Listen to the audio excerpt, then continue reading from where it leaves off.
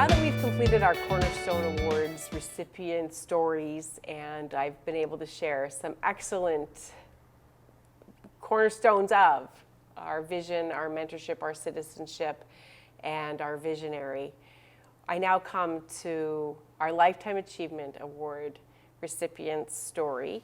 And with me today for this one is Armin Quickert from Reed's Dairy.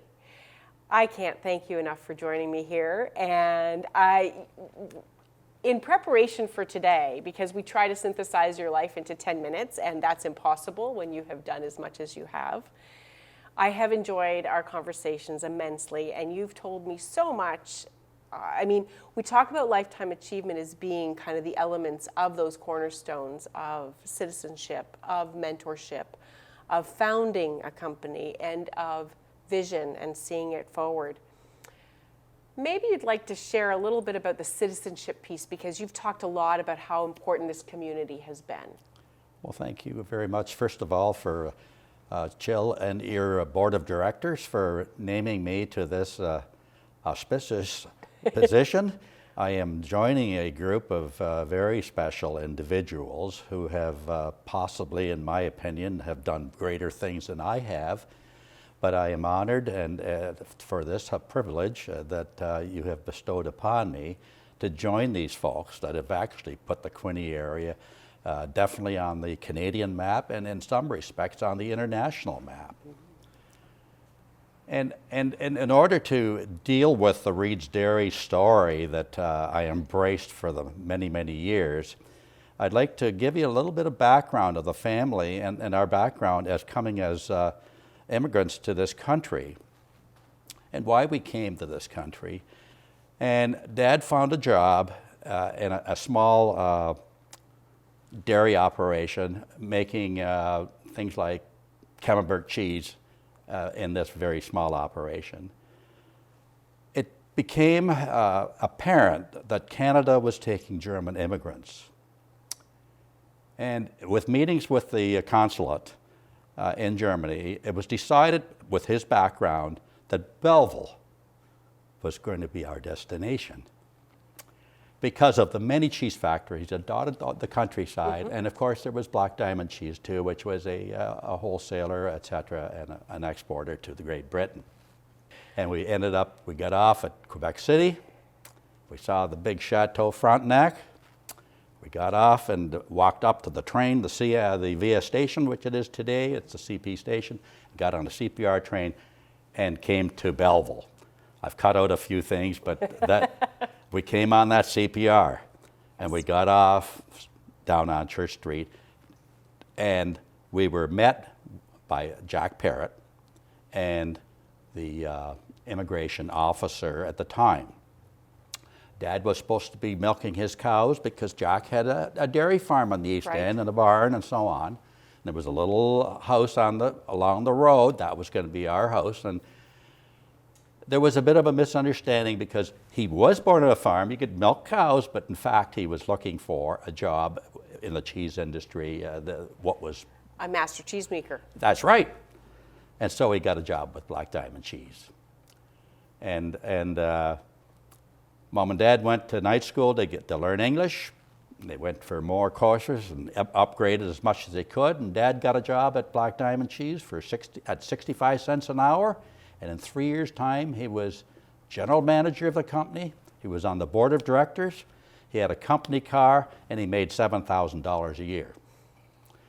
So Dad was looking for some ingredients for the processed cheese division of Black Diamond Cheese.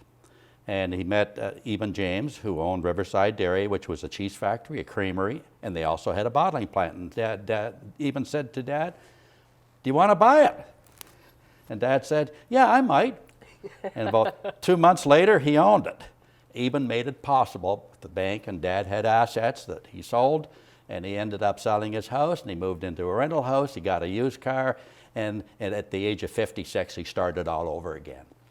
Incredible. Now, going back to how we were received in Belleville, I'd like to just stress how polite and embracing Belleville was to newcomers like ourselves, whether it was at Queen Elizabeth School, where we started first in And our first school, we couldn't word it. Sure. We didn't know a word of English.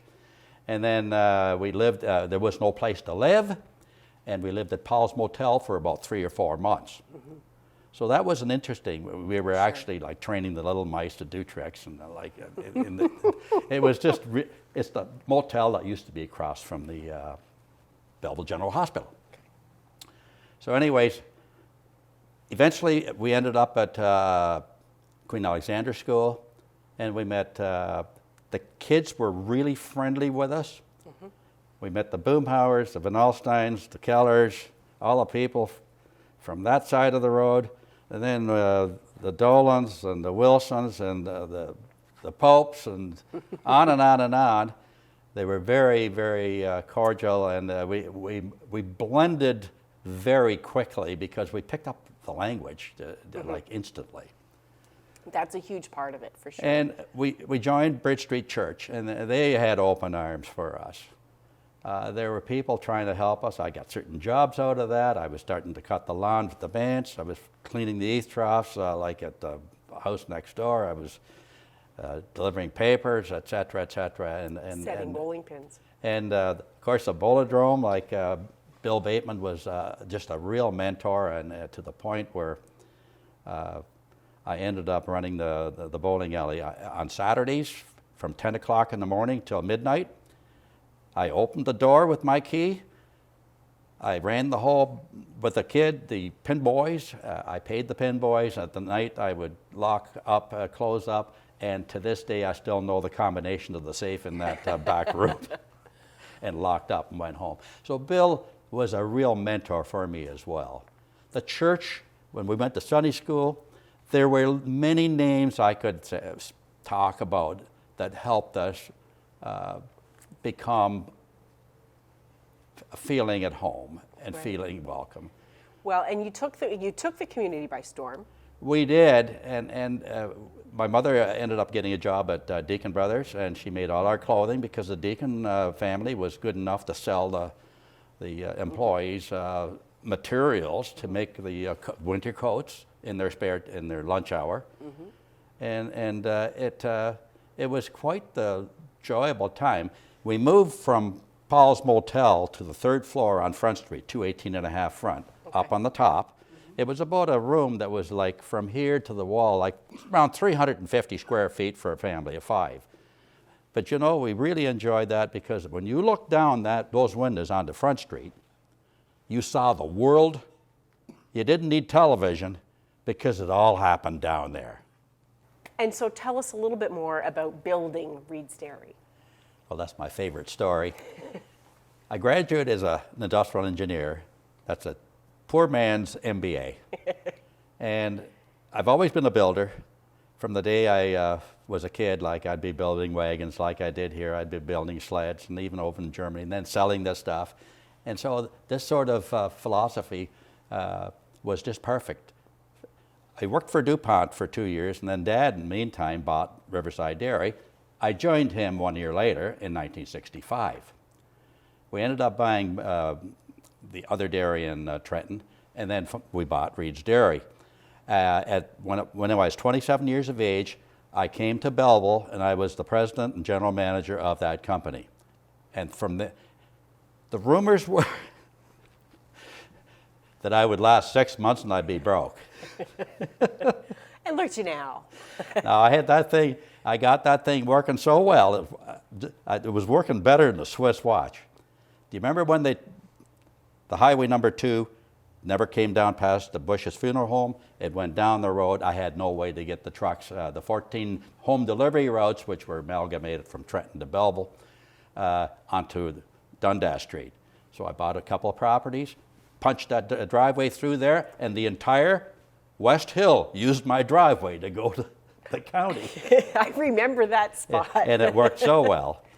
And that was a start. I was there until 1984, 85. And our former mayor, George Segura, suggested that if I were to build anywhere, there was land available on Bell Boulevard, specifically the corner of Sydney and Bell.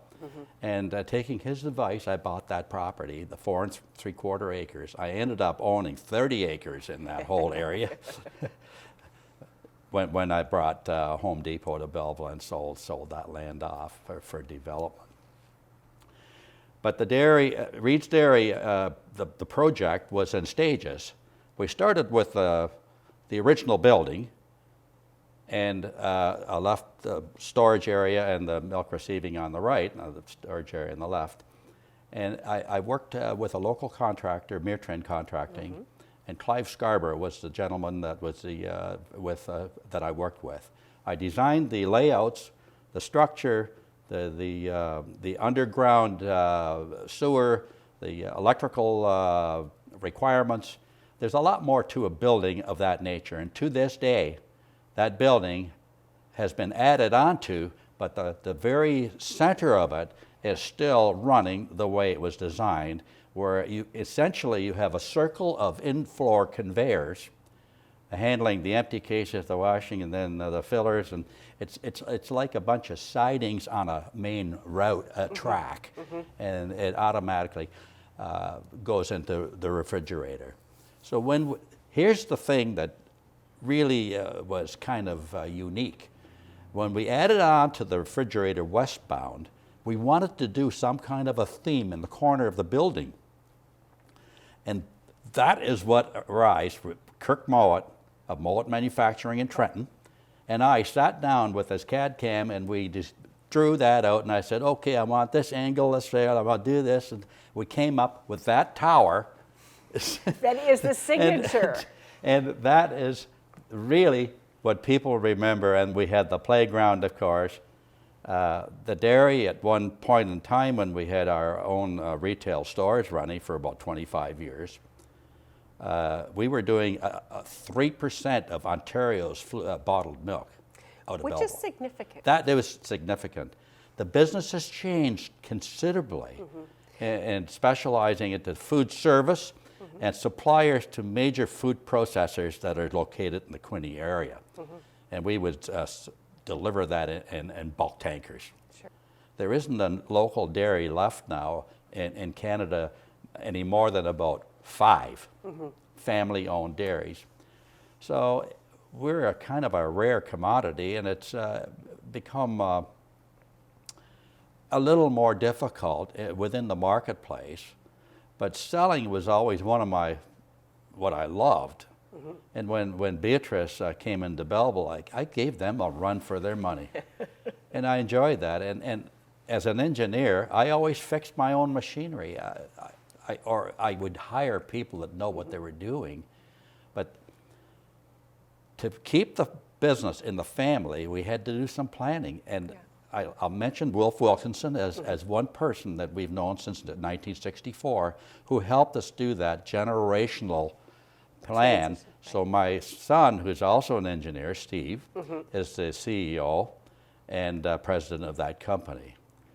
And he has taken the plant to a digital format. In other words, everything's computerized. Right. And of course, he's an electrical engineer from Queens.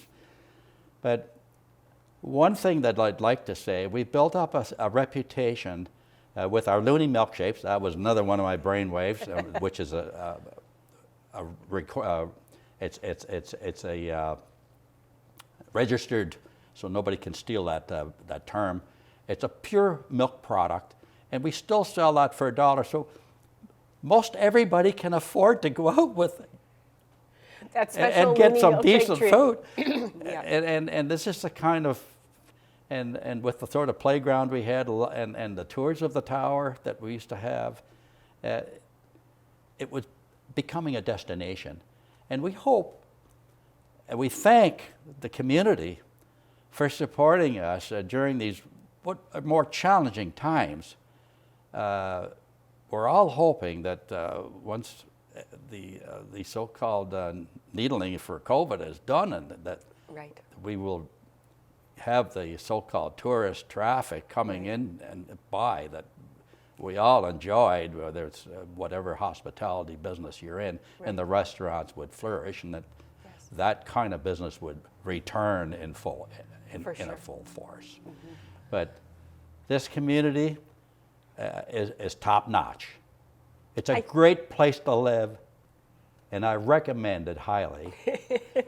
So we'll put you on the new Discover Belleville website as the proponent for come to Belleville, because this is where you can grow, you can flourish, you can thrive.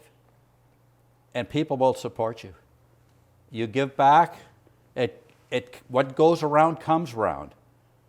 And you know, we're a small business, but we have a huge presence for the right reasons. You always hope. Right. You try to do everything correctly, and you try to help all the people that need help, and I'm still doing that. And I do it out of the goodness of my heart. Well, and we know that Reed's it's all Dairy, in bits and pieces too. No, we know Reed's Dairy is a huge proponent of Bridge Street United Church, the Gleaners Food Bank, supporting all of the meal programs that they have in place. I know that we've taken, you know, full advantage of your membership with us, or the Reed's Dairy membership, to say, you know what, we need some milk for this event or that, and we know people are using it. It's phenomenal that you still have that sense of community and that that's never gone away. And I think I want to thank you. I know we don't have enough time to tell the whole story, but I can't thank you enough for being here with me, sharing this with me. And in the written version, we'll add more, I can assure you. Any last words? Thank you, Jill.